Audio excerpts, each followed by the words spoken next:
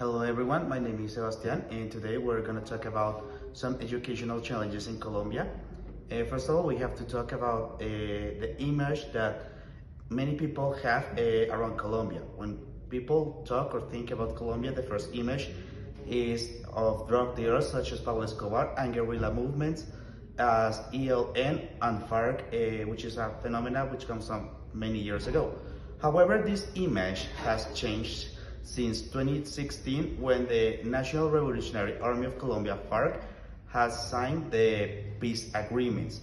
This has changed totally the image of a violent country that many people have along the time. Hi, my name is John Medina and I'm going to talk about the challenge regarding quality of education. To overcome this, the 40 by 40 policy was applied to improve schools hours. However, there are still some challenges and there are still some teachers using photocopies because some schools still don't have resources like computers.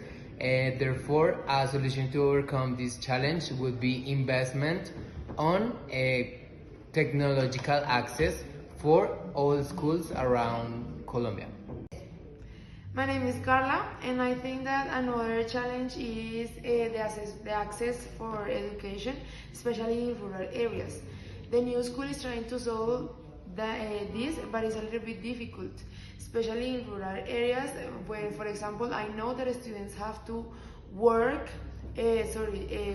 for kilometers and many hours, and that make them a little bit more tired and less motivated to classes. One strategy is, for example, the government provide them some transportation and better infrastructure in order to get better. Hi, my name is Yamil Andre, and a common challenge is large class sizes in public schools. One teacher often has to work with more than 40 students at the same time. And for example, I have had several classes with more than 45 students, and it was so difficult to listen to everyone. So I think that a good strategy to implement in these cases is hiring more teachers and reduces class sizes in order to give students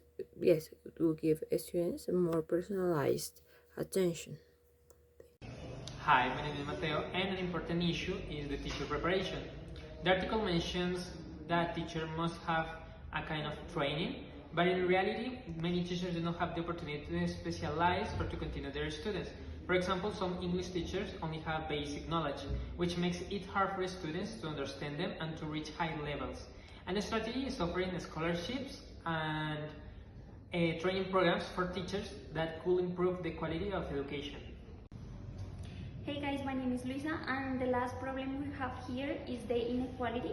So, for example, some students from private and poor schools have not the same knowledge as for example, the students from private school have the opportunity to access to technology and more than one teacher, and the poor schools have no access to learn a second language.